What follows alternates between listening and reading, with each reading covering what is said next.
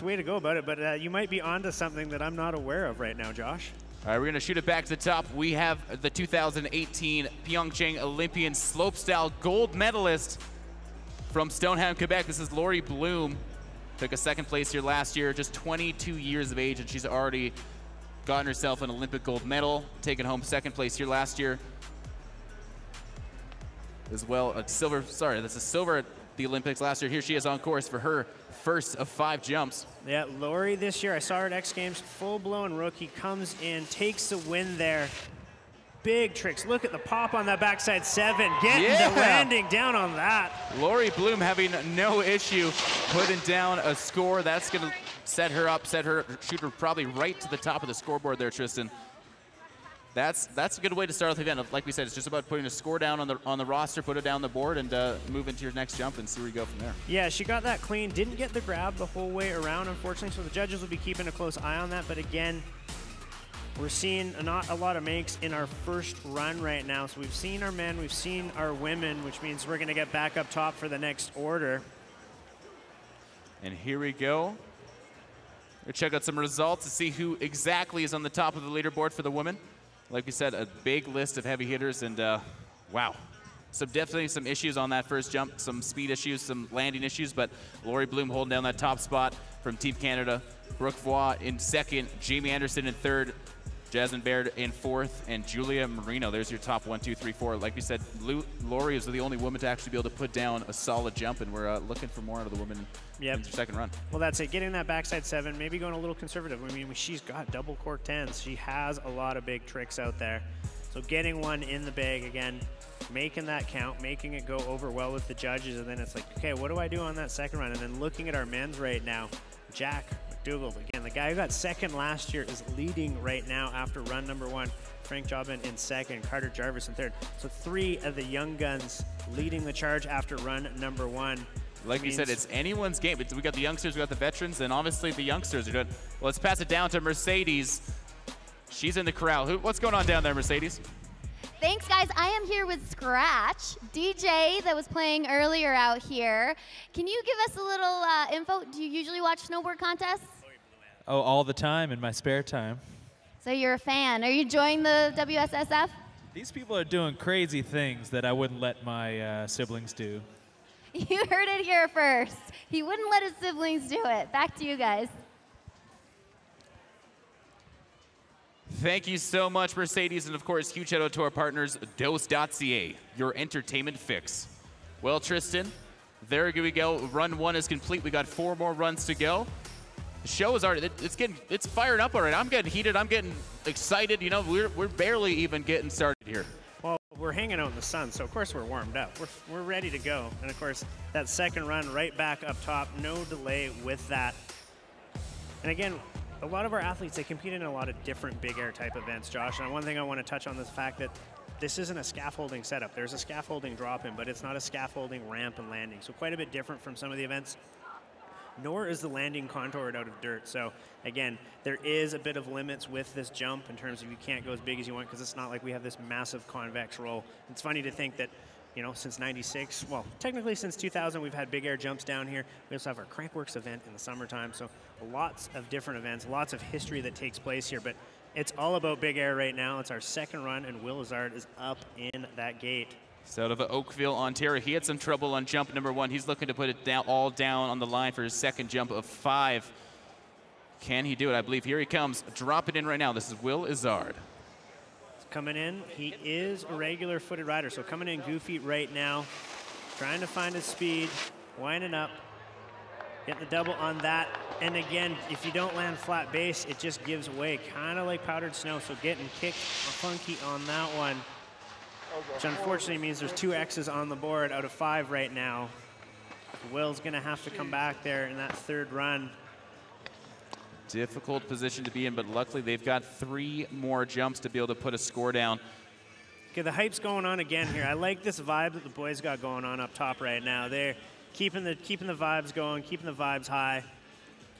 I love the camaraderie. Obviously, these athletes travel around the world together. They compete regardless what nation they're from, regardless what team, what sponsors they have, it's a family. They're a small family. They travel around the world, and they're all just out there to support each other. Well, I mean, every time one of them gets a new trick in the bag, it fires up the others, but they're stoked for their homie at the end of the day that they got that trick as they push their progression.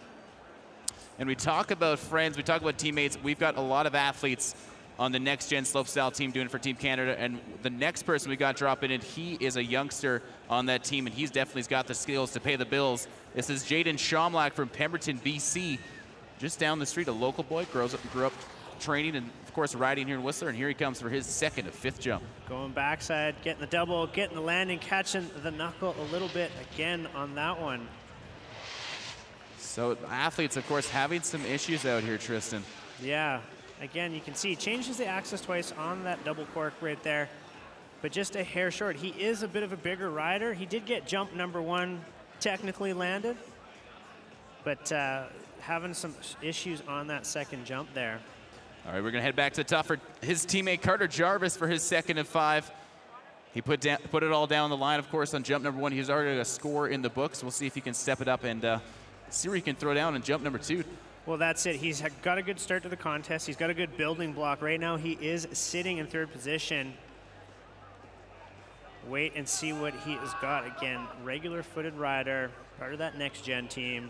He's already taken a few podiums thus far this season, and here he comes down for his second jump. This is Carter Jarvis out of Calgary, Alberta.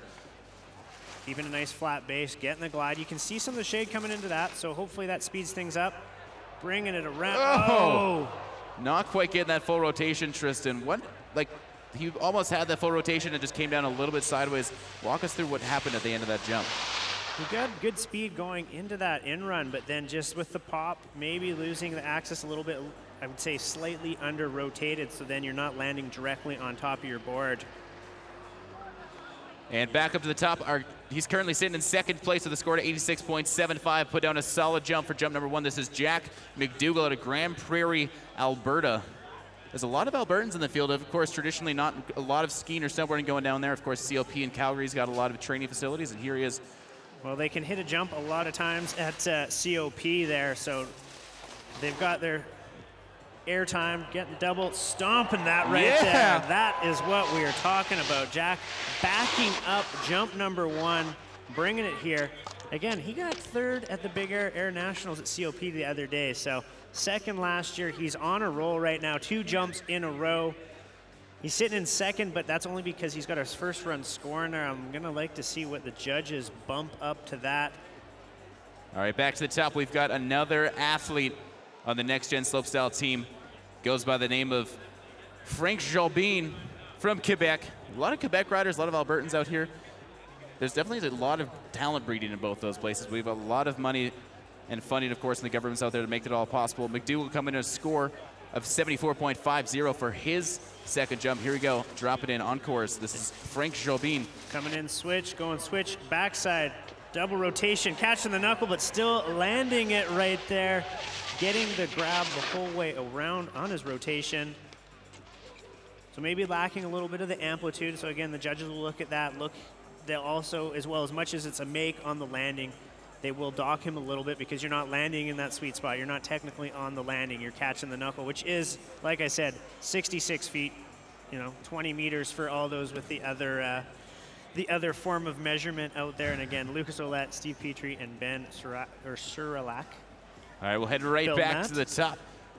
He was a standout in training, a standout last year in the Big Air event as well. This is Nicolas Leframbois from Quebec. He's a goofy rider. Just had his birthday. He just turned 19. 19 years young.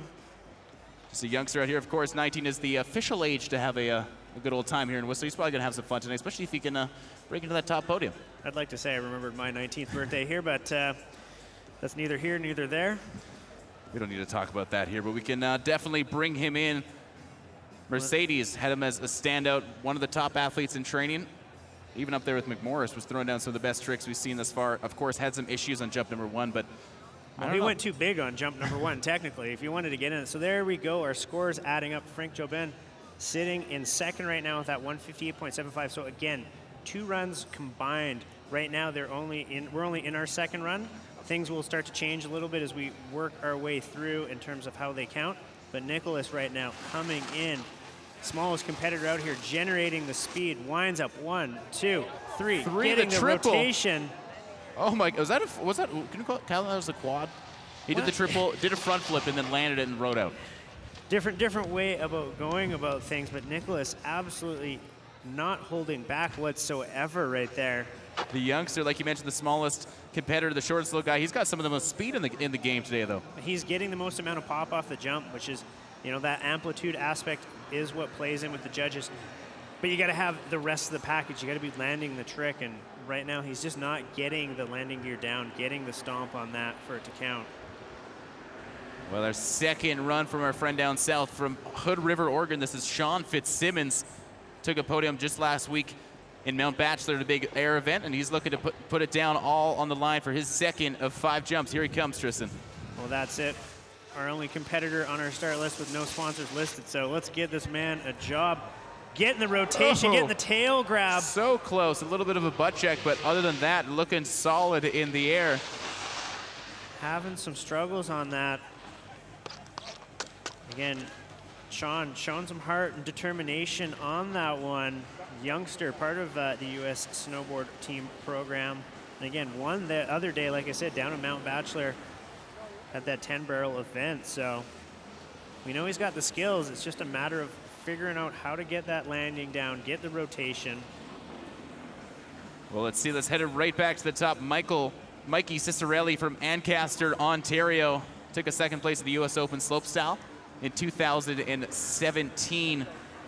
He's one of the youngsters. He's on the rise. He's been putting some solid results ever since he started competing just a few years ago on the Canadian team, and here he comes for his second of 5 jumps. Well, that's it. Like I said, he's been doing some soulboarding up at Baldface Lodge, so back into the contest program for him. Winding up, backside, getting the rotation. Oh. Looking up there going, what just happened on that landing? So look at that smile on the face. He's still having a good time. He's like, I don't even know what happened, but I love it out here. The crowd is big. The vibe is good. The sun's out. They're having fun regardless of what the result is, Tristan. Well, that's it. Mikey's always a pretty happy guy with what's going on. He's had some pretty big crashes over the last couple of years, which has sort of always derailed things in that crucial part of the season, that early January, February mark where you need to start coming into fine form for all the big events. But he's out here. He's having some fun with things. Well, next up, we're going to shoot it right back to the top to Darcy Sharp. He took a 6th place in both big air and slopestyle in his very first X Games appearance in 2016. He started off here in the World Ski and Snowboard Festival. He won the Shred Show years ago when we used to do the Shred Show, the big hip contest. Well, he won that in 2012 and really kicked off his career. Well, put him on the map, obviously. I mean, the Monster Shred Show, what an event that was back in the day. He's got his crew hanging out again from Mount Washington over on Vancouver Island. His father, of course, was one of the resort managers at Mount Washington, so he basically grew up in the ski and snowboard industry. Has had plays probably since before he could even walk. He was on the hill. Well, that's it. I mean, Mount Washington's such a great little family resort that you get to learn at, you get to hang out, and I think that's probably the same story for most of our athletes here. You look at where they're from. They've all grown up on small hills. They've all honed their skills. Mom and dad drove them to the ski hill every weekend to make sure that they're getting their time on the snow. I'm sure they, as they got older, started skipping school a little bit to hone in their schools or their skills. Or at that point, they were just like, you know what, skill's not really for me. I'm more of a hooky kind of guy. I'll take this week off. Yeah, you got to do what you got to do. But Darcy having struggles on that first jump. Practice was a bit of a tough one for him, so he's looking down there, trying to figure out what do I need to do, what trick do I pull. Of course, Darcy also playing double duty. He was up today on the top of Whistler for the Monster Energy World Finals of the Border Style. He's in the qualifications, of course, hoping to earn his way into tomorrow's finals. He's got to be tired. He rode the course all day long, and now, whoa! There we go. There's one to recap of some of the bigger tricks we saw thus far, but we've got Darcy Sharp now coming in right now. His second of 5 jumps coming in on course. He's got the hands out in front of him, winding up, bringing it around 900, and kind of hitting that bomb hole again right there. So having a bit of issues, both first and second jump, unfortunately going down. Darcy, no stranger. It'd be like growing up at Mount Washington, going towards Large Marge. You got to tuck as much as you can. Darcy knows what's up. Anybody from Vancouver Island knows what's up with that one, where you need all the speed you can get. As we go right back to the top, a very coveted snowboarder from Team Canada, a veteran of the sport, took a second place at Big Air and X Games this year in Aspen in 2019, just a few months ago. And he's, yeah, he's got it. He's got it. He's got every trick. He's got every rotation, every grab. Calls Whistler home part of the time. If he's not in California and he's not on the road, he's hanging out in Whistler. The all-blue kit stands out just so nice. And you get to see different kind of speed tuck coming in here, arms behind him, looking to generate every little bit. Winds up rotation around, catching the knuckle there as well. So speed issues going on down. That 10 right there. McMorris not quite being able to put down both of his jumps. Of course, we still got a few more to go. We talk about a man who's used to pressure and used to being able to put it down on the last few jumps. Mark, he's the guy. He's the closer, dude. He is the absolute closer when it comes to that event. He's got 5 jumps, but he's shaking his head right now. I mean, all of our athletes are dealing with the same thing. I think that's one thing we do need to touch on is the conditions are the same for everybody. It's not changing differently between anything, and our ladies are up next. It's their turn for their second run here. We kick things off with Team Canada member Brooke Voix from Fort Mac. Alicia resides now in Squamish, of course, originating her career out in Alberta. Made the move over to Squamish, and here she comes for her second of 5 jumps. She was doing border style as well today, looking for qualifications, like we mentioned, tomorrow's World Tour Finals. We got a lot of double dipping athletes. I like that it's split up because I felt bad for our athletes last year, Josh, that it was like, hey, you got to go compete in the finals, qualify, and then, oh, you got to come down for this invitational only Big Air, and best of luck to you. Nice that it's spread out a little bit. Oh, and you don't get a break. You're just going right full hammers thrown. It's showtime. Well, you don't really end when the sun goes down here either in Whistler during World Ski and Snowboard Festival. I mean, you could technically be, clocking in for your 3rd shift of the day right there as you're going out for the evening. That's part of the beauty. Like we mentioned, it's a ski and snowboard festival, but there's art, there's music, there's culture. There's so many excuses to stay up till 4 in the morning just celebrating all the events that are going on. And of course, you can tune into WSSF.com if you want to see what's going on this weekend. Making me feel old right now. I don't think I could pull those kind of shifts anymore. We won't see you strolling around the bar around 4 a.m. after the after parties this weekend. Well, who knows? I might surprise some people. Don't call it a comeback. And it's such an incredible event. Of course, that's why these athletes love to come here. A lot of events they go to, it's a World Cup. All they have is an event. They just have the competition. They go home and they soak it in. But this one has everything involved. This has got the music. It's got the film events. It's got everything. Well, let's check out a little bit of the events that have gone down this week. First off, let's check out some stuff that's going on in the Pro Photo Showdown that went on just a few days ago.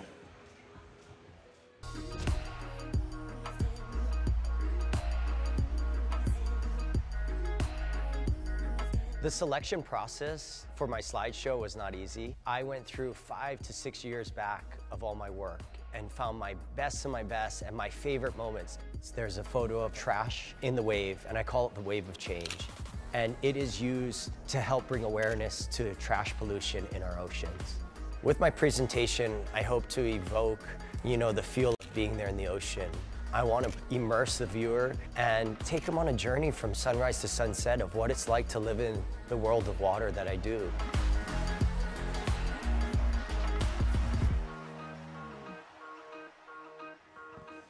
What an epic night that was. Ali DeLulo taking home the win, of course, in front of a sold-out crowd. Have you been to that event before? It's amazing. We've got 6 photographers from very different disciplines, and they all come together, show their art for about 10-minute slideshow paired to music, and it's an epic night. It's an amazing evening, and we actually had Jaden's dad out there hosting it last night. Professional photographer Chad Chumla hosting duties, making sure everybody's feeling comfortable out there, and always cool to see that event get bigger and new photographers get a chance to shine as well. Robin O'Neill winning the fan favorite with that. It's a talented family. We've got the father, of course, hosting the event, the son down here competing in Big Air. I'm sure Dad's out there right now shooting some photos, hanging out, cheering on his boy, cheering on the rest of the kids. I mean, the beauty is he travels with all these kids. He's shooting photos for them, but now it's the ladies. Brooke Voigt on course. She's goofy-footed, so coming in right now. Took a 3rd place in this event last year. She's hungry for the win. Front side. Oh, struggling on that right there. She landed the first run. Unfortunately, going down, like we said, conditions seem to just keep getting a little more difficult as the contest goes on, Tristan. Yeah, we did just have a little bit of a break to slip the landing, so it has freshened up a little bit, but it's not going to set up. All we're doing is smoothing it out as best we can, spreading around that cream cheese on the bagel, trying to make it a little smoother so that there's no big bomb holes. All right, back to the top we go. She's currently sitting in 4th place, looking to put down a solid jump. This time, this is Jasmine Baird from Georgetown, Ontario. She took a 6th place at World Champs in Park City in 2019. She's been around the contest scene. She's no stranger to the pressure, no stranger to the athletes, as well as the tricks needed to put it down. And here she comes for her second of 5 jumps on course. Yeah, currently sitting in 4th right now with that 20-25, so she's going to try and look to stack some points. Going backside, bringing it around. There we go. That is what you want. That is how you get one in the bag, get some points on the board. She's going to be very excited about that one. Like we said, today, it just seems to be about putting down a solid run. It doesn't have to be the most technically difficult one, especially for your first jump. Just put it down, let the judges know. Make it count. Make it count. Impress the judges. You can see there, nice clean landing. There was no hand drag. There was no wheelie bar issues out of that landing. I think that's going to serve her well as we wait for her score to come up. That could bump her up quite well within that. Waiting for that score to come in. And back to the top we go from Lake Tahoe. This is Jamie Anderson. She's won multiple Olympic medals. And here she is. She's got the most X Games medals of any woman in snowboard. And here she comes. Here she is on course for her second of 5 jumps. Winding up, backside 540. Tagging that a little bit, but still, she struggled on run number 1, so good to get a jump in right there. Getting a feel for things again, as we talked about, they had a short practice earlier on today, and then they only really got one warm-up jump before contest happened here, so. And we have to reiterate, they have to spin both directions in this event. That's what the judges are looking for. You gotta spin, left or right, so front side or back side in both of your combined jumps there. So the judges, they're writing down their stenos, keeping track of exactly what the athletes are throwing, so there's no duplicates there, that nobody slides through under the crack. Right you are. Well, we're going to head back up top. She took a 1st place in 2018 at this very same event out of Westport, Connecticut. Julia Marino dropping in. Here she's a goofy rider. Just won the Andorra Total Flight just a few weeks ago, and here she comes for her final big air event of the season. Straight line right to the lip here. No turns. Nice underflip. Landing that one right there, so putting one on the board. And like we mentioned, talking about strategy, she just tamed it down, slowed down the rotation, slowed down the flip, basically taking something that she could do in her sleep, and she put it down and put a score on the board, and that's all that matters. Well, that's it. We hit double-digit temperatures today, so it softened up the course substantially. It did get down to freezing last night, and we did put down, as the course workers did as much as they can to make this snow as firm as they can for our men and ladies right now. But you can see some of them struggling with speed, some of them not struggling with speed as much. Backs up. She's still texting. She's texting her friends, texting her family. She's online at WSSF.com to see what kind of event she can get up to this weekend. It's not a tweet to win kind of event. We've got the judges. This isn't a fan favorite. This is Lori Blouin. She'll be dropping in for her second jump. Took a 2nd place at this event last year in 2018. I think she'll jump with her headphones in. She's jumping with her hands, or her phone in her hand. Maybe take a selfie on the jump. No, I don't think she's going to do that because she is trying to get a piece of that prize here. There is some money at the end of the day that's going to be handed out. Again, she stormed X Games this year as the rookie with Big Air, taking that gold. She's going to try and back it up here at the season ender. Coming in, one underflip right there. Oh. Fortunately, speed being a little bit of an issue for her. Not quite being able to put it down, but like you said, she's had a solid first jump. We'll see, currently sitting in 2nd place so far, so we'll see what the judges have to say about that, of course. Always a fall, a little bit of a wash. There you go, score 21, not quite gonna make it count, but she's got 3 more jumps. Well, that's it. Again, 2nd run in the bag right there for our men and women. Things are gonna start to get more and more interesting as we go along, as course conditions change, as our riders' tactics change as well in terms of what they think they should be doing. So here we go with the results. Lori Blouin, she's sitting in 1st place, like we said, with a 101.75. Julia Marino in 2nd, Jamie Anderson in 3rd. And now moving into our men to see who's at the top right now. There's a few people that few young guns up there. Well, that's it. A bunch of the next-gen snowboard team taking it up there in that 1, 2, 3. Jack McDougall, again, podium last year, up in that first. And then you can work our way down. So there's some people that need to put in some work trying to get that third run, trying to get a stomp in off this jump. Again, you got to be going bigger than that 66-foot mark. Again, 20 meters from takeoff to knuckle. You need to be going further than that.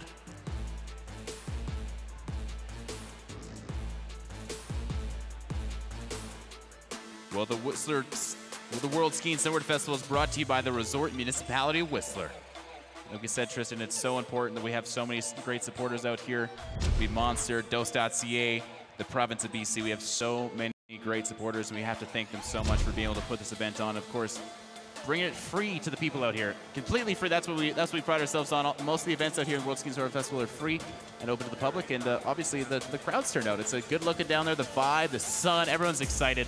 This is the best time of the year. Well, I mean, again, we've had a big air since 2000. Again, back in the day, Sims Invitational World Snowboard Champs. Let's just go a step back in time. Peter Line taking the win, 2000 podium with a cab 9 nose. Jason Borgstead and Marc-Andre Tart rounding out that. Tara Dakitas as well taking the win for our women's a long time ago. For some of our competitors, I was looking at ages, and they were 3, 4 years old when this legendary event happened back in the day. We had all the big names, and it's great to see that starting to come back. Because again, for me, I remember seeing the contest back in 2000. You see the likes of J.P. Walker, Kevin Jones, UC Oxon, Mark-Frank Montoya, all these legendary people. Mike Michalchuk, Keir Dillon, Sean Palmer competing out here. We went through a bit of a lull, but we're bringing it back now with some big names. And Mark McMorris out here, Darcy Sharp, and all those individuals making it happen. And of course, $100,000 U.S. prize money for both these athletes. So. We're not just bringing the athletes for fun. These guys and gals are fighting it out for quite the coin tonight. Well, something tells me it's more than the 10% rule tonight if you walk away with that win. Isn't that right? And another athlete who's hungry for the win. He's struggled thus far in the contest and unable to put down 2 runs. This is Will Izzard from Oakville, Ontario. His 3rd jump of the afternoon. Again, here he is on course. Dropping in switch, so he's been keeping it switch each and every time that he's been coming in here. He is regular footed. Winding up, getting the backside, and catching the knuckle there on that 1080, trying to get that backside 10 and not able to get that. Izzard having a bit of troubles with the speed out there. A difficult position because he has been unable to put down 3 jumps, and now there's only 2 left. So it is go time. It's hammer time, you could say. I don't know. It'll be interesting if Will just goes for broke and has some fun on the last 2 jumps, just changing up the program on that. And we go back to the top as Jaden Shomlack from Pemberton, BC, just north of us here in Whistler. The local boy grew up riding here in Whistler and is excited to see him put down his 3rd jump of the day. Here we go. Jaden coming in, regular, backside double, getting the grab on that. Tweaking it, and that's that big lanky style that I was talking about. He can tweak those grabs, he can hold and lock it in. So but hitting that 66-foot mark when he needed to just go a little bit further. That's where you can see 75 feet to go right into the money zone, as they say. Yeah. Like I said, Jaden, his father, was the host last night of the Pro Photo Showdown. It's a family affair, the World Skiing Snowboard Festival, Tristan. I'm sure little bro's hanging out here. I'm sure mom's hanging out here, the whole family.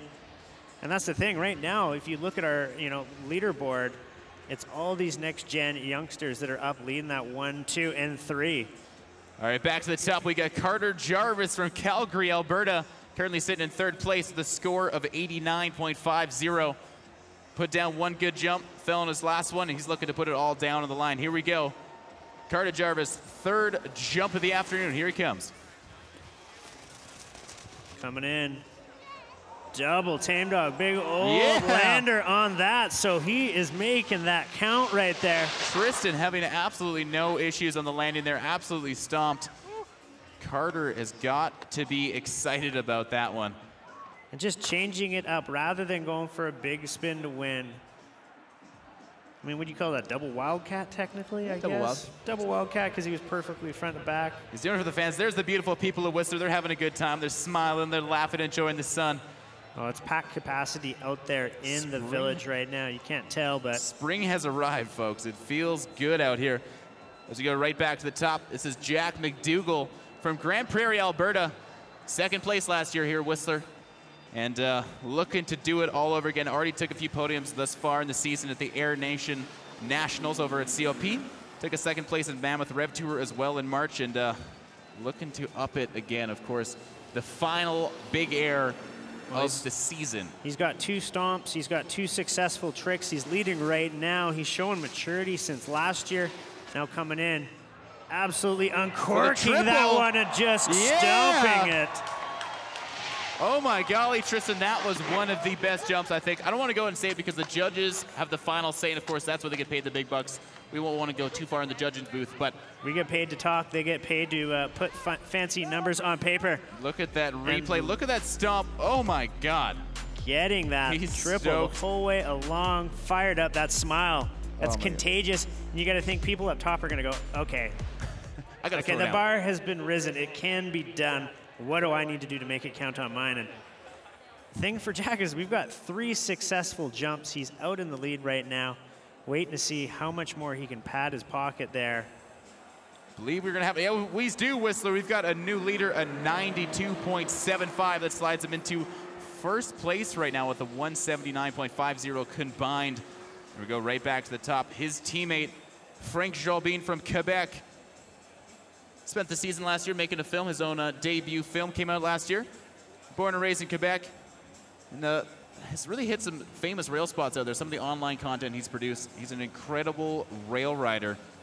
Well, as you can see right there, a little comment. It's hard to get back into contest mode this late in the season.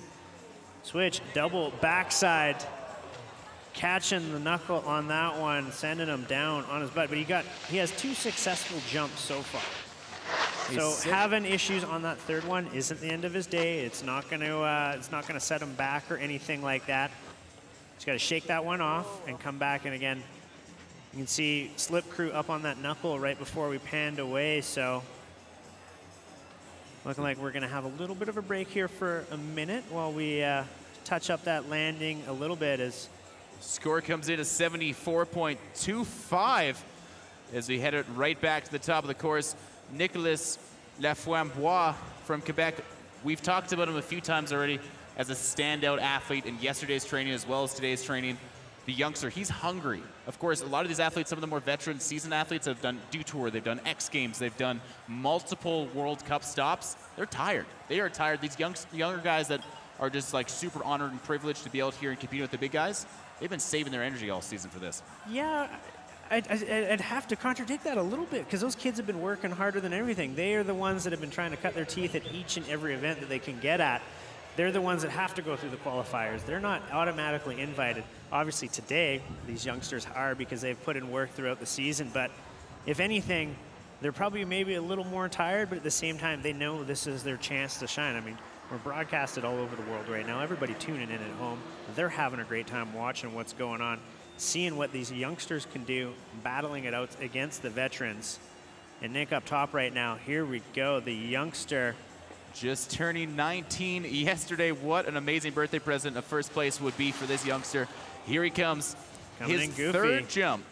Boosting, 1, 2, 3, getting the rotation, and just over-rotating a little bit there, and that means it's another not successfully landed trick for him, unfortunately, with that. So him and Will Lazard are sitting in that bit of an uncomfortable spot right now where they have not yet put down a score, or a score that would actually put them onto the podium. So it's crunch time. He's going to have 2 more jumps to make it happen. The rest of the boys up top right now, the rest of the field going, what do we need to do? Again, they saw what Jack McDougall did earlier on, and they're going to have to go into their lookbook of tricks. What are they going to have to pull? How do we get up into the mix here? So we go back to the top, the sole American male rider today. This is Sean Fitzsimmons out of Hood River, Oregon. He's got 2 World Cup starts under his belt, and here he is on course. Getting the rotation, holding that grab the whole way around. Sean on the board there, 3rd jump. His first score that has podium potential. He's got a little dance down there. What are you jumping to, do you think? Got a little swerve going on up in that corral. He is happy. You can see the rotation, bringing things around there on that 1080. Money, absolutely his stopping landing. it. Shout out to the friends, the family at home. You watching, Mom? You watching? I just put that down. as we go right back to the top. No rest for the wicked, my friend. That's true. Mikey Cicerelli, he's coming in. He's currently sitting in 6th place, having some troubles thus far in the finals. Looking to put something big down. Into 4th right there. Ooh, 77.50. So here we go up top. Mikey Cicerelli from Ancaster, Ontario, on course. Goofy-footed rider coming in, setting up off that toe edge, getting backside, rotation around, slightly under-rotating that backside 1080 right there. Like you mentioned before, he's been skiing Halaw this time. To be able to basically come from Bald-Faced Lodge and come back and get back into contest mode, it must be difficult. I mean, that's it. You've been shredding pow. You've been hanging out one of the greatest places on earth, which is Bald-Face. And then all of a sudden, you're back into contest mode 24 hours later. In the greatest place on earth, the World Ski and Snowboard Festival in Whistler, of course, a staple to end off the season. A young man who has probably been to more of these events than most of these people I know. This is Darcy Sharp, probably been in almost more competitions at this World Ski and Snowboard Festival than have ever happened. Darcy Sharp kicked off his season out here in 2012 with a big win in a similar style big air event, but of course it was a hip. So massive hip jump, which is legendary in its own right. Now he's out here. I know the other day he actually had a bit of a broken finger issue at Mount Washington there for the border styles. And there's a lovely pick. Came in Mark McMorris from yesterday's qualifications. Darcy Sharp just loving the event out here. Like we said, he was in the Monster Energy border style qualifications today, hoping to get a spot into tomorrow's finals. We'll have to see how that goes. But Darcy Sharp having some struggles on first of 2 jumps. Here he is for his 3rd jump. Tristan, can he put it down? Yep, coming in regular footed, trying to generate all the speed. Winds up, front side, 1080, stomps it right there. That is how you make an impression with the judges.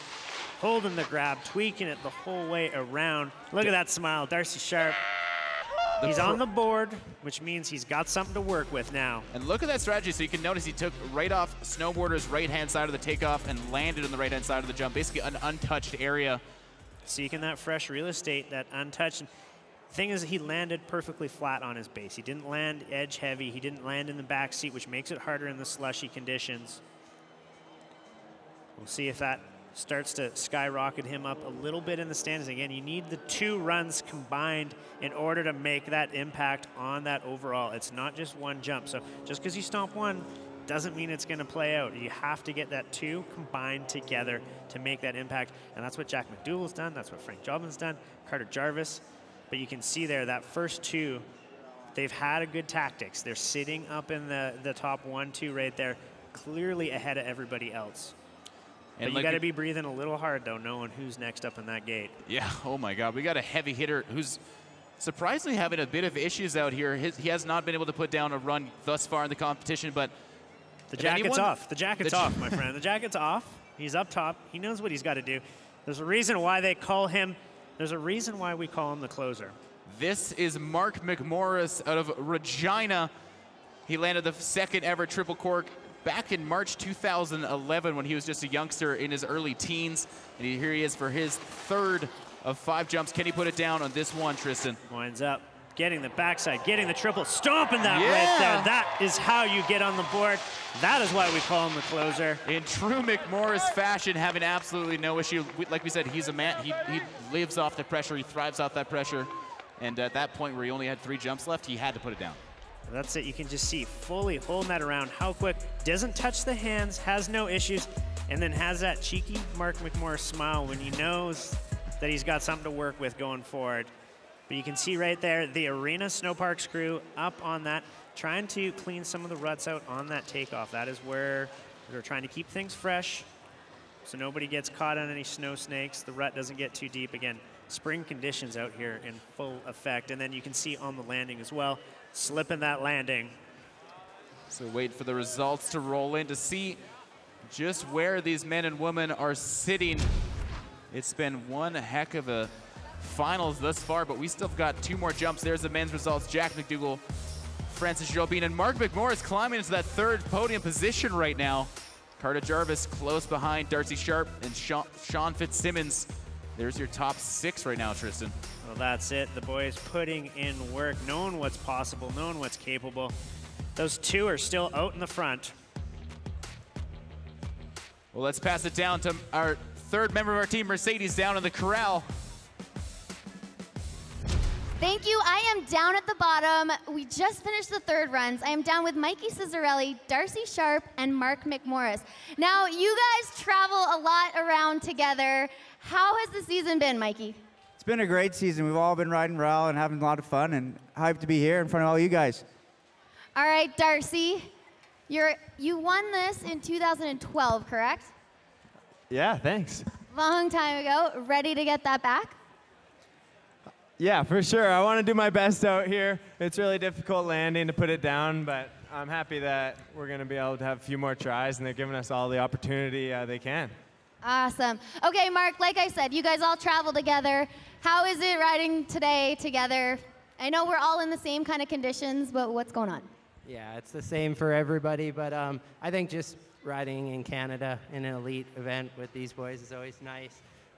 Whistler and Canada love action sports and snowboarding a lot, so we really appreciate you coming out and keeping us going, because it sure as hell ain't easy right now.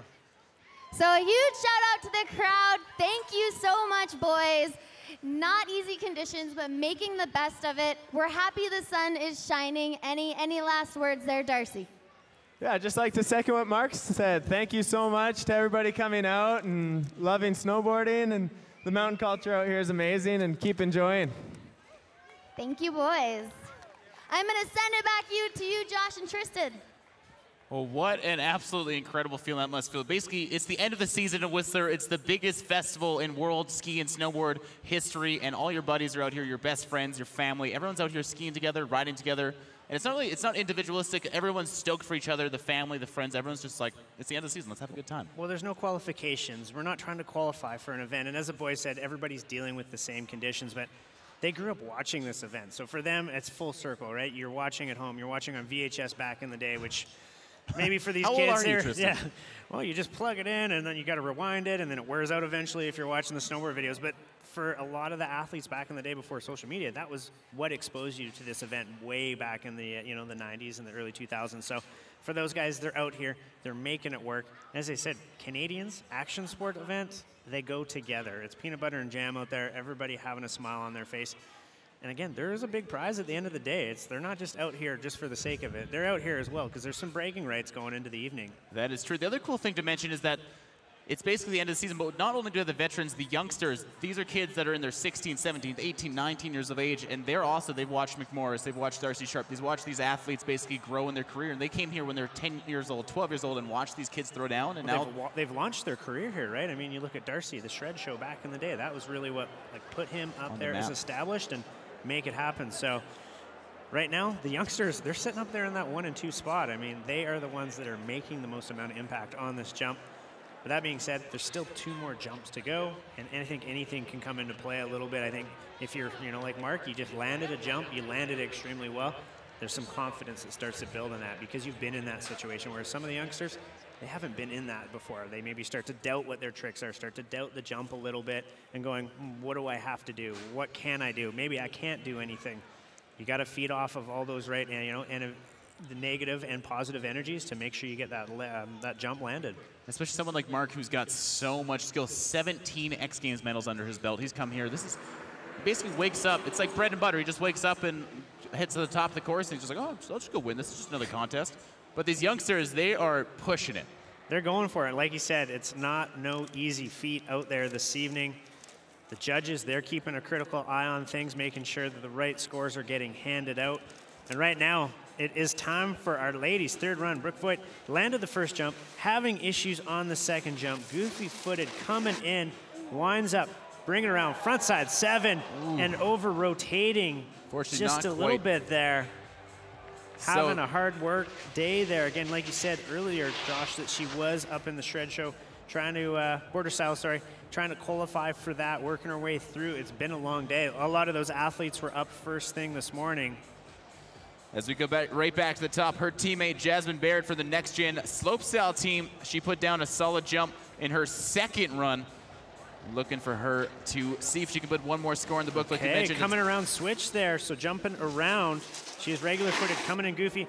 Cab underflip, landing that, smooth. Buttery smooth right there. So Jasmine, 2 in a row. She's sitting in 4th right now, but something tells me that is going to start to add up. The score is going to make things happen. Jasmine, even though she is a youngster, pulling out some veteran savvy right there to try and slow things down, change up her tactics, and try and add some points to that board. Again, 2 runs out of your 5 is what counts, and you have to span 2 different directions. And we'll head right back to the top. From Lake Tahoe, this is Jamie Anderson. She took a 1st place at the Olympics in Pyeongchang in 2018. She's got 2 big air Olympic medals under her belt. And looking at our standings right now, looking like Jasmine up in the lead with that 120, but Jamie Anderson, always the threat coming in. Regular footed rider, generating some speed. We've seen her have her struggles. 1 make, 1 miss. Winds up, bringing around, front side 5, over-rotating a little bit there. Not quite having the jump she was looking for. Like we said, she's one of the most established women athletes, not just in snowboarding, but ever. Well, that's it. And one thing we're actually making a bit of a notice is the sun has set, so the snow might actually start speeding up a little bit. You can feel the temperature changing ever so slightly. Jamie Anderson right there, big smile on her face. Again, one of the most positive people out there. As we go right back to the top, from Westport, Connecticut, Julia Marino.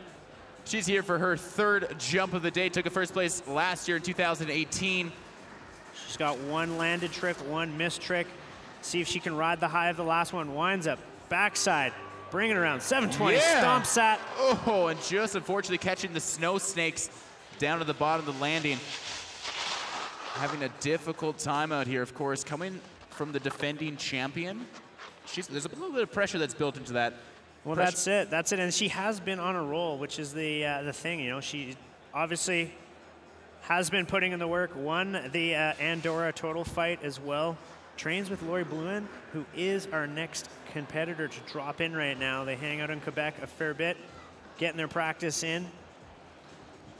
And you can see there's actually a bit of a rut at the bottom of that drop-in ramp that you have to jump over. So Lori right now coming in, winds up. Oh, maybe missing the pop on that backflip. Lands it. Maybe the most unlikely trick that I've seen in terms of how to land the jump. But Lori, having supreme issues middle of the air there, recovers it, wheelie bars it out, somehow lands it. Let's look at this. Misses the pop, lands it, nearly goes back. Wheelies out of it. And then does it in a very unorthodox and unique style. Almost taking out the fences down the crowd, but she's like, I'm alive, I'm alive. Yeah, I'm good. I don't know if she was maybe trying to go for a double under or if she just decided that she was going to go for a single but missed the kind of pop off the lip there. Only she knows the exact answer to that as we are finishing up our 3rd run from our ladies. So again, 2 runs more still to count as we go back up for our men right now. Young gentleman up next, Will Izzard. There is the results from the women's side. Lori Bluen, of course, sitting at 131.25. That's the 1st place score right now. Jasmine Baird and Julia Marino, 1, 2, 3 right now. Jamie Anderson not too far behind. It looks as though, let's move into the men's results. Let's see who's sitting up top. Like we said, there's a few youngsters that are paving the way tonight, Tristan. Well, they're making it happen. Carter Jarvis sitting in 3rd right there. Frank Jobin 2nd, and Jack McDougall right there. I think maybe that might be a little different. I thought Mark was sitting up last time we saw in that 3rd position there, but looking at the results right there, some bigger names sitting a little bit further down, but that 1-2 punch, the youngsters making their impact out here at this event. They've got 3 runs down, 2 more runs to go. Hey, Tristan. Hey, Josh. We have a bit of a celebrity joining us here.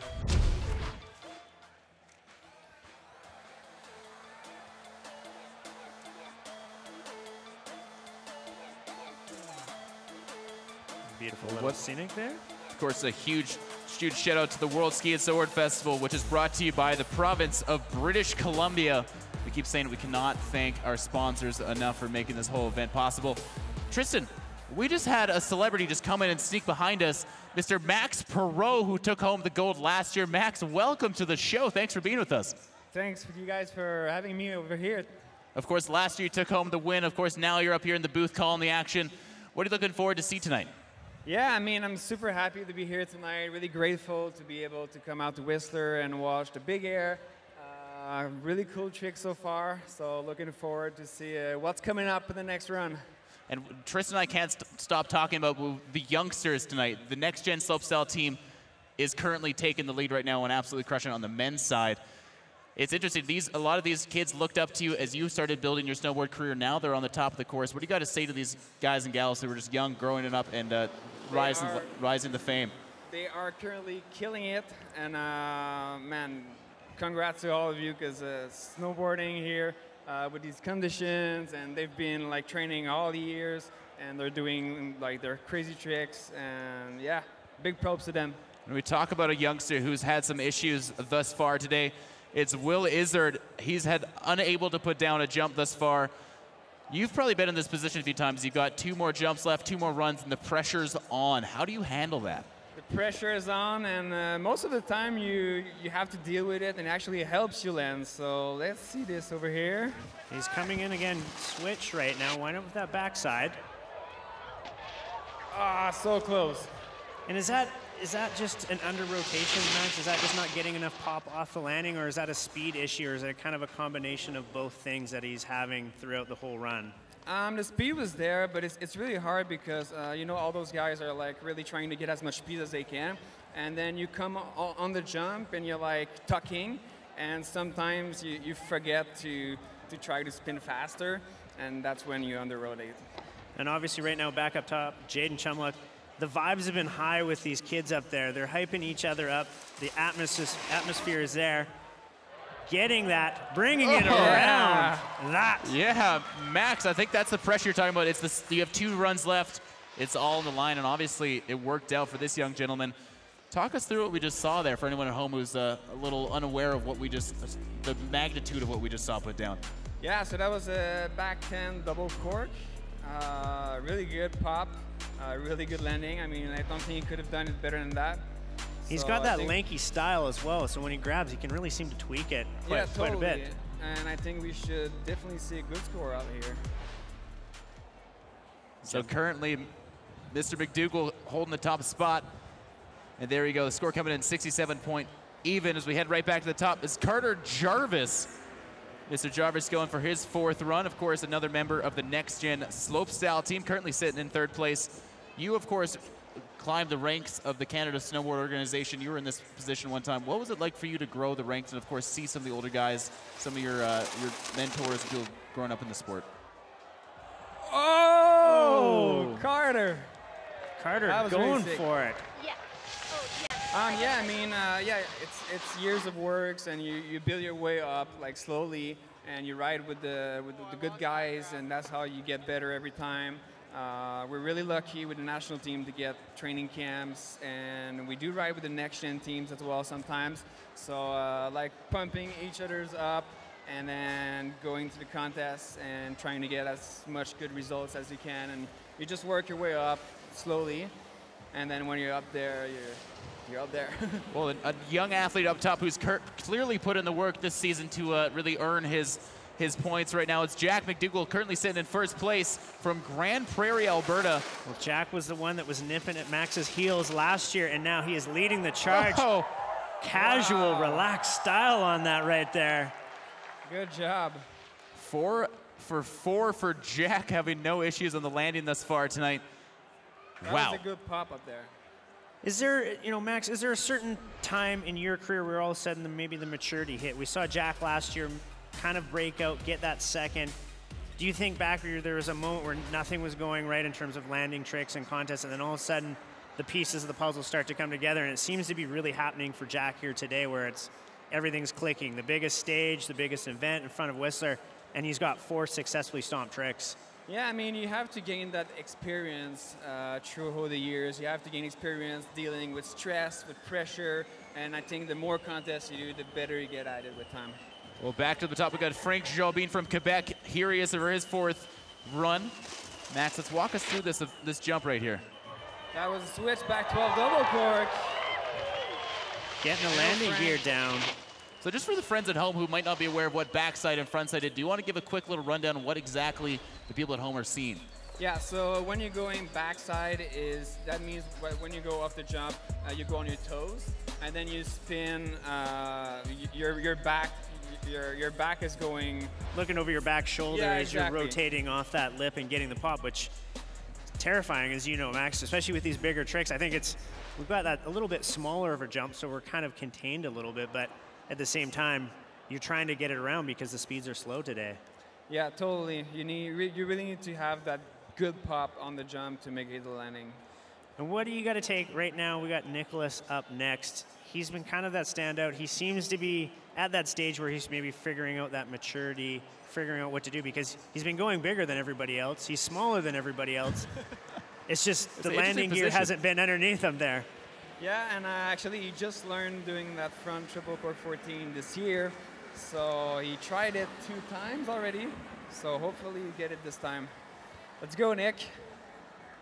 So putting down some big tricks thus far this season. Already taken home a few podiums as well. He won a few Air Nation Nationals at CLP thus far in the season. And final event of the year. What's it like to be in your final event here in Whistler? It's really fun. It's April. It's the final event of the year. There's a good crowd, good temperature. Yeah, Nick. His first jump, putting it down to the landing gear, absolutely stomping it, just like what Mercedes was talking about in training. Wow. That was a really good back 10 double cork. Maybe you're the lucky charm and coming in the booth at the right time. When we were calling it, he was having his struggles. We get a fellow French-Canadian in the booth and instantly puts it down underneath him there.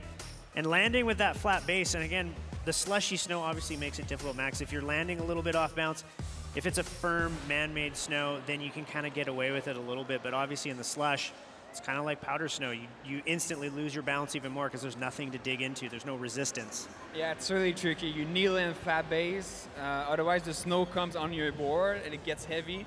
And then that's why you fall, because you get slower in one point. Well, next up top, we got Sean Fitzsimmons from Hood River, Oregon. Cut his teeth with the Mount Bachelor Sports Education Foundation and is now a rookie on the U.S. slopestyle snowboard team. Here he is for his 4th jump of the afternoon. He stomped his last one, so he had 2 misses on the first there. Popping around, coming in switch. Let's see if he can build off that confidence. Ooh. Just into that soft little bomb hole of snow there, not bringing that around. The way she goes sometimes. So unfortunately, he's going to have to look for his final jump of the day. This is when we're talking about pressure. This is pressure. You put down one solid trick, you've got a score on the board, but now you're waiting for that very final jump. What was the last experience you had, someone in a similar situation? I think I experienced that every contest, actually. I don't know why, but most of the contests, most of the time bail my first run, and then I have to land on the second run or third run. And that's how it works for me. Works well. Well, here we go. Mikey Cicerelli coming in right now. He's having some troubles today. Getting the rotation, getting the stomp right there. Same position. I had 3 null scores, and there he is. Puts it down on his 4th jump. 1 more remains. Mr. McDougall currently sitting in that top spot. There's the replay. An absolute stomp, Max. Getting the rotations the whole way around, getting the grab, getting the amplitude as well. Which is going to go well for the judges. And we've got 2 more riders left here in run number 4 of 5 in our men's. We got Darcy Sharp coming up next. Again, the Vancouver Island native. So join us from Comox Valley, a very established family, of course. Cassie Sharp, 2018 gold in the Olympics in in half-pipe skiing. She'll be joining us in the broadcast tomorrow. I know her whole family and everybody, all the supporters are out here. The Darcy Sharp, the whole fan club is here. I mean, what's there not to be a fan of? I mean, it's Darcy Sharp. He's got his own unique style, how he goes about things.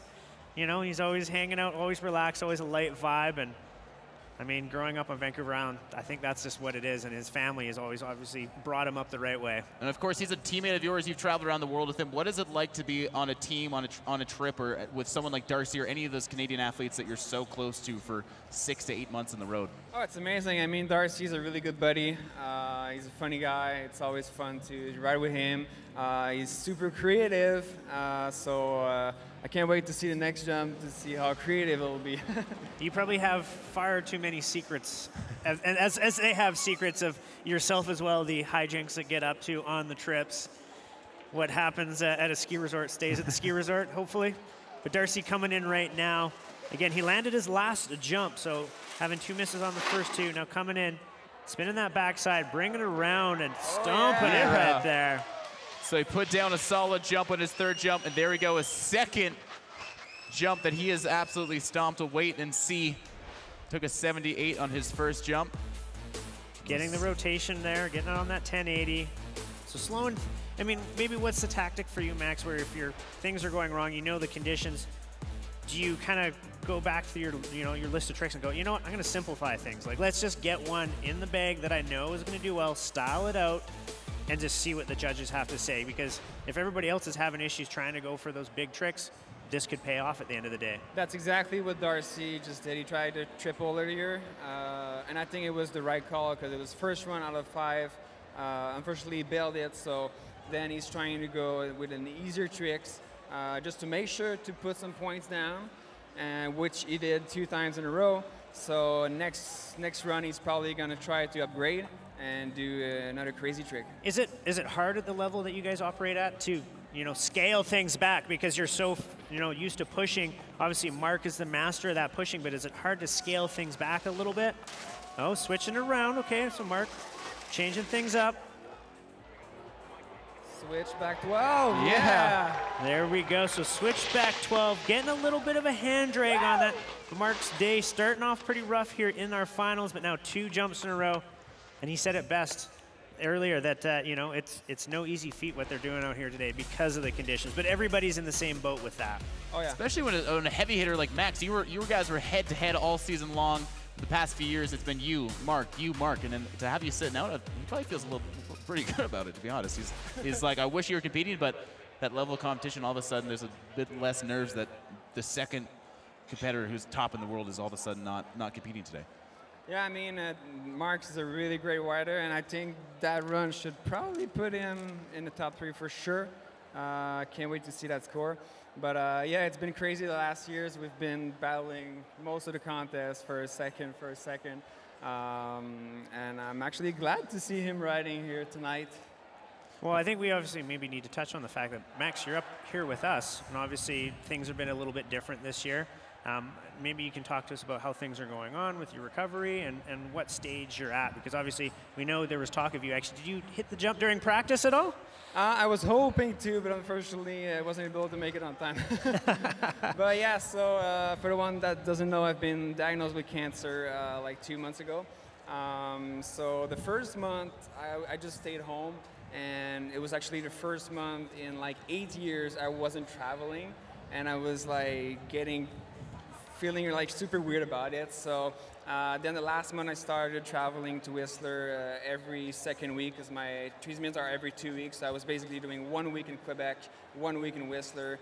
I did win the backcountry as well. It was super nice. And yeah, I mean, the treatment's going super well so far. I'm trying to do as much exercise as I can, as much sport. I'm trying to go out, I have some fun still, and I think it's definitely helping me out fighting this.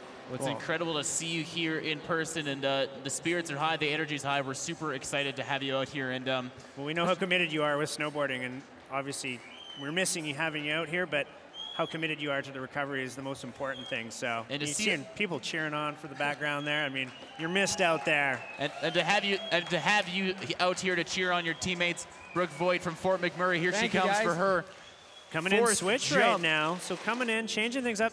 Switch backside 540, going big on that, and Brooke's day is just having her struggles each and every jump. So going too small on some of her earlier jumps, and then a switchback 5 going way deeper than she has the entire time. Thankfully, she is up. Shooting it to the moon. We had a bit of people with speed issues, but now it's cooling down a little bit. The sun, of course, not as much as hard hitting as it was before. Speed up the course a little bit. Look Textbook at that style. amplitude. Max, what's it like when you're that high and you know you still have that much more to drop, and the landing is getting shorter and shorter and shorter? Yeah, I mean, when you go high and you know you're going far, you have to hope your quad's gonna be able to make it, and you gotta have to land as much strong as you can. Well, the next lady up top, she's looking to put down a solid run. Jasmine Baird from Georgetown, Ontario, currently sitting in second place right now. Her 4th jump of the day. Here she comes. Nipping at the heels of Lori Bluin. Winding up backside 7, getting the stomp on that. So her day starting out a little bit rough and then changing up. Maybe that's what you're talking about, Max, that mindset of rather than pushing the limits, scale it back a little bit. What do I know I have as a guaranteed trick? Make it count. And again, for her, right now, she's right behind Lori, who, again, X Games gold medalist in Big Air this year. You got to be going, okay, what do I need to do to try and outduel her for that prize money? And she's really been having a breakout year, of course, really climbing the ranks. She got to compete at the U.S. Open for the first time this year, took 6th place at the World Championships in Park City. She's having a good year, and this is a great place to end it. As we go right back to the top, it's Jamie Anderson from Lake Tahoe. Here she is for her 4th jump of 5, took a gold medal in Pyeongchang Olympics in slopestyle, has 2 Big Air Olympic medals as well, took 2nd place there, and here she is on course. Trying to generate as much speed as she can. She's been having struggles with that all day. Winding up frontside 7, getting over that and just landing a little backseat heavy, I would say, Max, and which is causing her to spin out there and not successfully kind of get that stomp down because of the soft snow. Yeah, it's actually super hard spinning front side and trying to land flat base. Most of the time you need to land on your toes, and with that soft landing, it makes it super hard. So she tried to land flat base, and it just over-rotated. Well, next up right now, Juliet Morano up in the gate. She won it last year, as with you did. So you guys were both up on that podium last year. Julia's been having her struggles today. Again, she's coming off a bit of a high, though, taking that win at that Total Fight event in Andorra. What is it like being a defending champion, coming back to an event, that pressure that builds, that expectation that you are going to reach those levels again? I'm sure you've been there before. I know you've been there before. It's a pressure I put myself. Because I always try to put pressure from others away from me, and I think that's the best way to do it. Otherwise, you get if you feel pressure from others, then you ride for others, and then you don't ride well in the end. So Jasmine Baird, they're currently sitting in the top 142 even. Mrs. Bluin 131.25, and Miss Marino, our current competitor, she's dropping in right now. She's sitting in 3rd place, put down a good jump, looking to do it all over again to knock up that score to get her onto the top of the podium. Here she comes. Again, that drop and ramp getting harder and harder. Double underflip, bringing it around and going deep. Absolutely going deep on that. So Juliet finding some more confidence as the event goes, but look at her face right there. All of a sudden, it's gone from slow, it's gone to fast. She was having trouble getting over the knuckle earlier, but that's that rutted takeoff down the drop-in ramp that we were talking about. Juliet sitting in 3rd position right now, but there is a bit of a gap that she has to make up. Potentially she could do that in that 5th and final run when it comes up, but we need to talk about this young lady right now. Lori Bluin came in as a rookie at X Games this year. Obviously, you were probably watching at home. Invited in for Big Air and absolutely laid it all on the line. Serve notice that she is there, ready to take hold. Do you ever get to train with her or get to ride with her out east, Max, or is it you guys are on pretty different schedules? No, actually, I've known her for like 8 years, since the beginning, actually. We've been traveling a lot together. We're both from Quebec, so we know well each other's, and yeah, she killed it at X Games this year. She did tricks super clean, and actually, I wanted to say, speed looks like it's going faster right now, so. That shade is coming into play a little bit, winding up. Single on their flip right there, getting the grab and. Not quite being able to get it around, of course. Difficult conditions, like you mentioned, it's cooled down a little bit. The jump, the in-run, everything is sped up a little bit. So athletes are having to tweak, of course, tweak their grips, tweak their wax, everything. It's happened quick, right? I mean, on their 3rd run, they were coming up short, and all of a sudden on their 4th run, you're landing at that 2nd line, which is, you know, for an athlete, is that hard to adjust, Max? Is that something that, especially if you haven't hit the jump, you're like, well, what just happened? Why am I going 10 feet 10 feet deeper on the landing. Well, I think that's what's happening right now. They get surprised by the new speed, so they don't land. But they're going to adjust right now, and next run, they're going to land everything. Well, that's it. 5th and final run is what's at stake right now. You can see the score right there. Jasmine Bard sitting in that #1 spot, 142. Lori Blouin in 2nd. Julia Morano in 3rd right there. But one more run remains for these ladies to make it count. We got a cheer from the crowd, but you can see.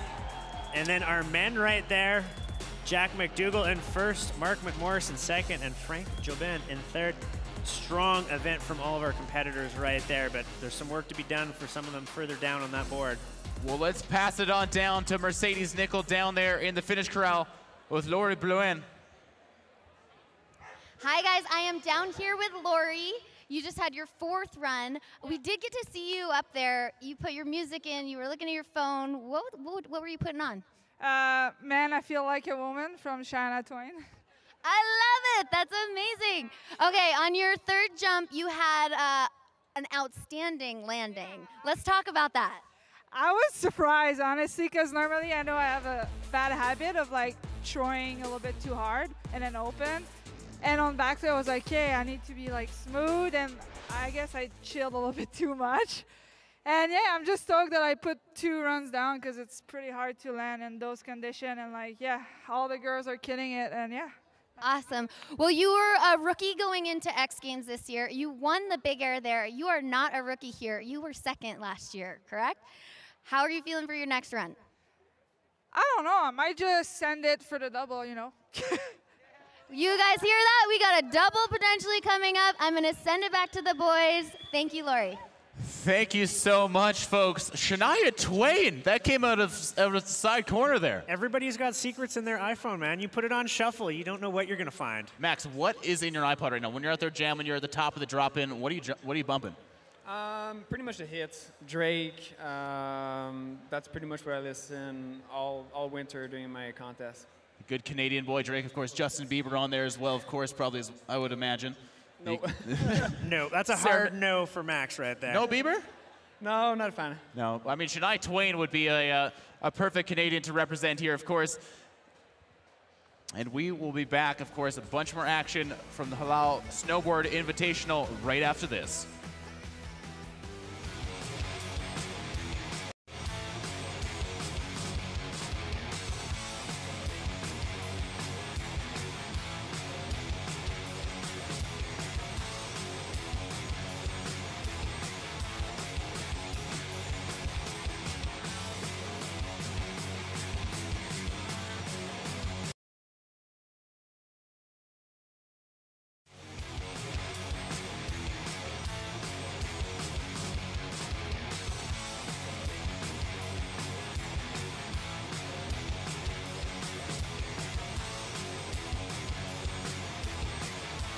Well, thank you, everyone, especially Monster Energy, just unleashing the beast out here. It's been an epic event so far. We're heading into jump number 5, the final showdown, boys.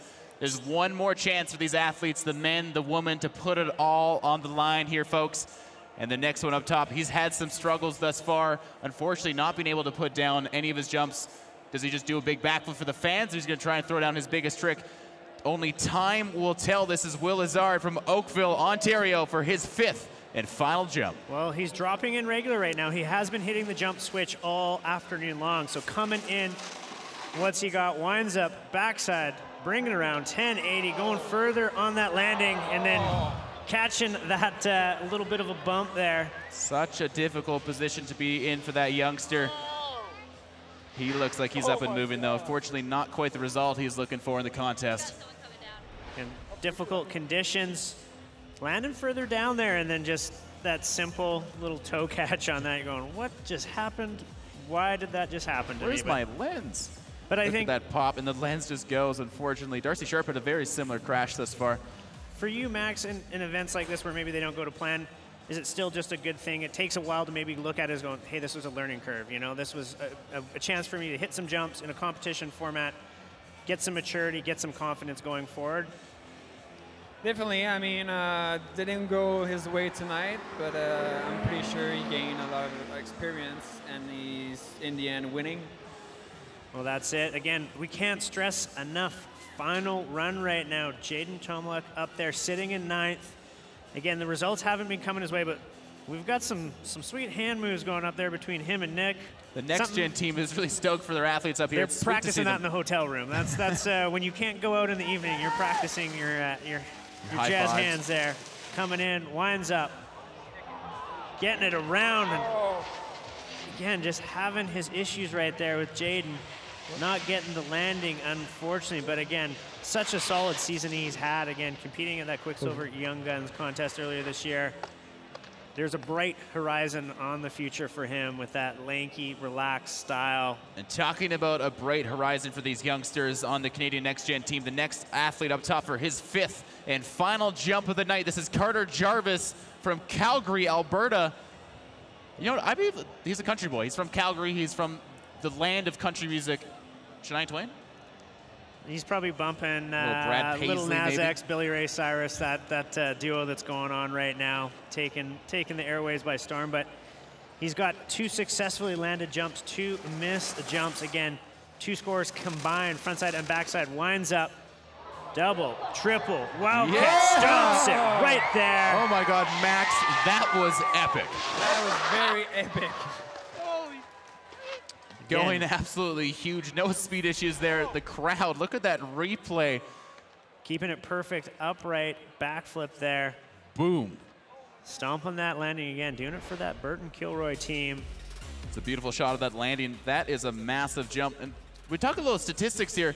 It's 11 million gallons of water, 11 million, Tristan, that goes into building this jump in this structure. Well, that goes into the snowmaking down this final little pitch. I digged into some numbers. I used to be a snowmaker myself. So 11 million gallons of water, 41.5 million liters for the other size. So that equates to about 55 acre-feet of snow. So think of it as 55 football fields 1 feet deep, or 1 football field 55 feet deep. That is the number of snow. And we head right back to the top. He's our current leader, doing it from Grand Prairie, Alberta. This is Jack McDougall, his 5th and final jump. Will it be a glory jump? We'll have to wait and see. Here he comes on course. You cannot have a glory jump. You got Mark McMorris still coming up. Winds up. Super casual 5 there. Unfortunately going down. Having struggles on that. Again, like you said, he is out in the lead right now, Josh, but not by enough, especially when the closer is still hanging out up there, which is Mark McMorris. But I think tonight in general is a win for Max, regardless of what that score is at the end of the day. I mean, 4 out of 5 jumps, stomp, big tricks, maturity, experience, like you said, Max, it pays dividends in the long run, not necessarily just for tonight. Well, his comrade from Quebec, this is Frank Jobin, currently coming in, dropping in. He is in 3rd place right now, his 5th. The final jump, it's all on the line. Here we go. Getting the spin, getting it around again. That's that trying to land on the flat base, landing off kilter a little bit, and the snow just giving out for Frank. But again, standout part this year in Absinthe Films. Again, he was filming for that. Talented young ripper. Again, born and raised in the the famous handrail spots in Quebec, which is such a unique spot. But next up is Nicholas. Max, like you said, he just learned that triple 14 the other day. So see if he can put it together here. He's only got 1 landed jump successfully. Took home the big old 19 years of age last night. We'll see if it'll reward him today. A little bit of a late birthday gift if he can get on top of that podium. Had a bit of a trouble thus far in the contest, but here he comes, his 5th, the final jump. It's all on the line. Can he put it together? He's going for it. Oh! He was, Max, he looked like he had that. It was just that last little bit, the last rotation that got him. That was so close. He went big, and he ran just out of real estate a little bit, eh? Yeah, he landed a little bit too much on his front foot and passed over. But that was very, very cool. Congrats. Nice work out there, Nicholas, making it happen. As we head back to the top, Sean Fitzsimmons from Hood River, Oregon. He's got 2 World Cup starts under his belt.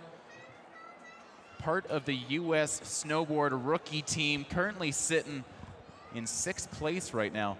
So he does have some potential to possibly jump up a fair bit here. Again, can't stress enough, it's the final jump For youngsters like this is a huge boost of experience.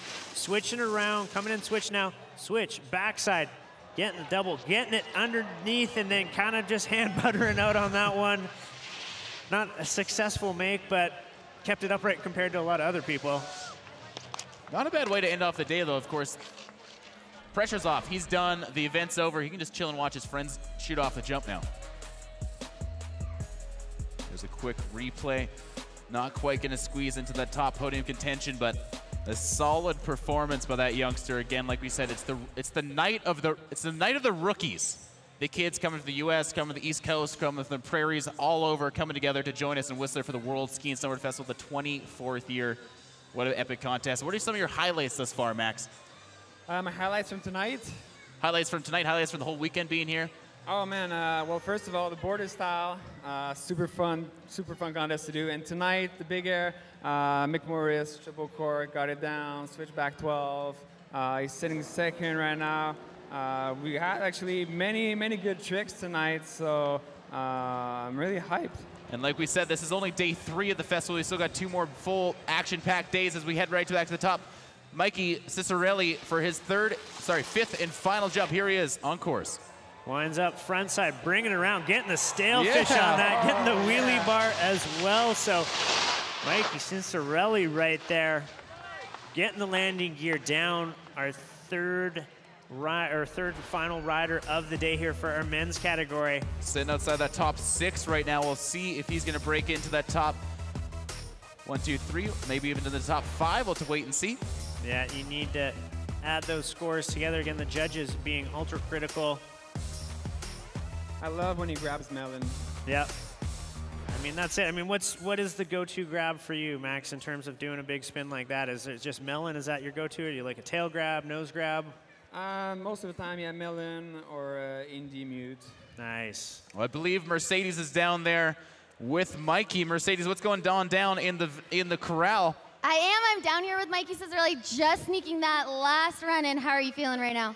Oh, I was trying to do a cab 12 and I just got so launched, so I just Steve's went out. But it's been a fun night. Thanks for coming out. Thanks, Mikey. I love that. You know, didn't quite go his way, but he was just, the event's done. He's stoked. He's going to hang out with his friends, and it's the best way to end the season. Man of few words, that one.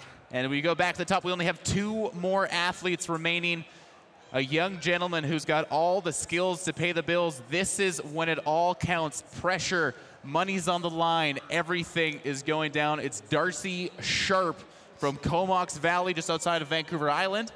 He's sitting in 4th spot right now. He is right on that bubble. He can be walking home with a paycheck, maybe spending that entire paycheck, but he is right outside the bubble.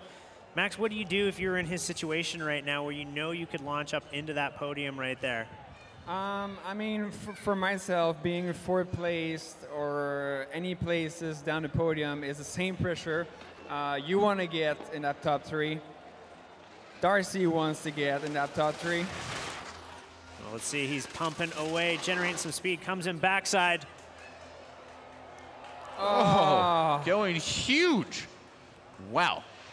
And that's that speed thing. And again, we were talking about, because it's not a scaffolding setup, ramp and landing, there is a certain aspect where you can go too big because you just start to run out of the real estate. Again, that's the landing.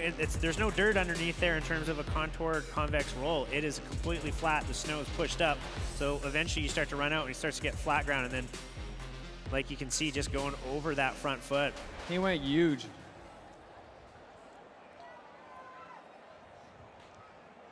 Well, all right, we are going to head right back to the top. We've got the final rider of the night. It goes by the name of Mark McMorris, currently sitting in 2nd place. We've been calling him the closer all night long. This is the time. He's got 1 shot, 1 opportunity. Is he going to grasp it? Only time will tell, Tristan. Well, he's got 2 successfully jumps made. He started off rough, 2 jumps in a row, not landing it. This is the only man that can rain on the parade for Jack McDougall right now, who's sitting in that #1 spot. Coming in regular, switching it around. So now coming in switch, winds up backside, gets the rotation. Oh! And Such not a getting difficult it. position to be in, Max. What do you got to say on that? Yeah, it's difficult positions to be. Mick Morris is known to do well under pressure. Not tonight, but still, he's hopping on the podium, so Still walking out with a good paycheck. Still making it work. And like we said, tonight is the night of the youngsters. Mr. McDougall taking home that top spot. Mark McMorris in second place, and Mr. Jobin with a 171 wrapping around that podium. The youngsters, the veterans. It's 20K right there for Jack McDougall. I mean, that's a huge payout this evening. I mean, you're a young kid, you're traveling. I mean, for you, Max, was there a point where all of a sudden you got your first big paycheck at an event? You're like, whoa, I'm feeling rich. I'm feeling real rich right now. I remember my first event that I won. I think I won like 15 or 20, and I was super broke at that time. It cost a lot of money, you know, traveling, training, and when you don't hop on a podium often, you're running out of money. So it feels amazing. You just got to not spend too much on that night celebrating, but yeah, we tame down that 10% rule maybe. As we shoot right back to the top, we've got Brooke Voigt from Fort McMurray, Alberta. Took a third place at Big Air here last year in 2018. It's her 5th and final jump of the night. She's currently sitting in 5th place. She's gonna have to step it up on this final jump. Tristan, Max, it's a difficult position. We've mentioned it a few times already in the broadcast, but the pressure, it is built. She put down a landing gear on her first jump, taking a bit of a break, and then it's all in the final jump here. Well, she got 3rd last year as well, so again, you've got a bit of expectation. I would think you come in, you going, I got 3rd before. There's no reason why I shouldn't be able to back this up, right, Max? Yeah, totally. I mean, every contest you do, and you always want to upgrade every year or do better. That's definitely the point of it. We'll see if she can put it down. She's just getting ready up top, waiting for the final call, and we will send her for her 5th and final jump. She's already had quite an epic season. Took a 2nd place at the World Cup in Italy just a few months back. Took a 3rd place in Andorra at the Total Flight Big Air. So she is no stranger to the contest scene, no stranger to the pressure, as well being in this exact position where the final jump is where it counts. Well, that's it. That's it. Let's see what she's got coming in. Popping around, so coming in switch right now. I think she was doing that switch underflip earlier, but going switch backside flip, styling it out. And just the legs maybe looking a little tired from doing border style and everything else right there. I have to say that I love that poke. That was really cool. You've got a fan there, Brooke. Max Perot is liking the way that you poke that switch backside 5. And just that stall, you slow it down, poke it, especially from that camera view underneath. It just looks so stylish. Teasing. Well, back to the top, we have our current leader, Jasmine Baird. She's got a score of 142 total with her 2 jumps thus far. I mean, what do you do? She's on the top right now, but she's not safe. We got some heavy hitters. We got Jamie Anderson. We got last year's winner, Julia Marino from Westport, Connecticut, also set to drop. So just because you're near the top, you still have 4 athletes remaining. You can't hold back at all. You got to go full guns blazing on this final jump. Well, that's it. And you know, like you said, you can't relax on this. So Jasmine, I would think maybe this is a bit of a unique situation for her. Maybe she hasn't been in this part where she's like, hey, I'm leading a big contest. So she's popping it around. She's coming in switch right now, so she knows she's got to up her trick value going into this. Going cab under double flip. Oh! Just catching that knuckle, but looking so smooth in the air. Oh my golly. Respect for trying it. Yeah, going for it. You could see her kind of get kicked in that in run as well, losing a bunch of speed, and that went as well as it could have gone, because it could have gone a lot differently, unfortunately. But right now, 3 ladies left, Josh. The stage is set. And if there's someone who can upset the current podium ranking right now, it's Jamie Anderson. She needs no introduction. She's won more X Games medals than any woman in her field. She took 2 medals at the 2018 Olympics in Korea. 28 years of age from Lake Tahoe. And here she comes, her 5th and final jump. Can she put it on the line? Currently sitting in 4th place. Can she break into that podium? Only time will tell. Coming in switch right now. She's only got 1 jump, landed successfully. Switch, double underflip, going massive on that. So speed being her issue today. Too slow earlier and then almost too fast right now, going too deep on that landing. It's crazy how you change fast. The air temperature hasn't changed much for us from here, but just that snow condition. You got to think you're searching for speed all day. You're waxing your board. You're doing every little trick that you have. And then boom, just like that, you can see within, what, a 15-minute period, it's changed from knuckles to landing at that 3rd line. All right, back to the top we go. She's currently sitting in 3rd place. She won the event last year in a similar situation. The pressure's on. This is Julia Marino, Westport, Connecticut, an East Coaster, one of the few U.S. athletes we have out here today. And it is all on the line, Max. Tristan. 2 ladies left. Like you said, Julia's got 2 successfully landed jumps, 2 unsuccessfully landed jumps. She's got the expectation. She can do it. She's been on a roll this year. She won it last year. She's just got to find that spot. Max, when you're up there, what are you searching for in your head when you're trying to talk yourself into like, hey, you know what? I can make this count. Is there a certain feeling you're looking for? Are you telling yourself something in particular before you drop in on an event like this? There's nothing in particular I'm trying to tell myself, but most of the time when I feel pressure or stress, I just look up in the sky and I can't see stars right now, but when it's during night and you see stars, you look at them, you're like, you feel so small. And you're like, why am I stressing right now? It's just a snowboard event. It's just World Ski and Snowboard Just Festival. have fun. Like, I got the best job in the world. Well, here she goes, coming in right now, goofy-footed, lining it up, switch, backside, Yeah. right there, stomping that landing. That is the jump she's been looking for all night long, and it has paid off, ladies and gentlemen. Julia Marino from Westport, Connecticut. Can Mrs. Marino climb that ladder? Currently sitting in 3rd place. 91.25 is her combined score from her 2 best jumps thus far. A 142 even is what 142 or higher is what's going to be needed to break into that top spot. Max, what do you think about that? Where is she going to sit? That's a good question. I'm wondering how her second score last time was. Yeah, we'll have to wait and see what that judges. We're waiting for that to pop up. Well, Lori's up top. We'll see if she sticks with Shania Twain. If she's going to stick with that song. And like you said, the stage is set. Our final competitor here of the World Ski and Snowboard Festival, our ladies. They've been putting on one heck of a show, but right now, your X Games rookie that won gold is here. It's her final contest of the year, Josh. The stage is set. It's all up to her right now if she's going to make her mark on that podium. You are right. It's time to throw down. Can she do it? Laurie Blanc from Stoneham, Quebec.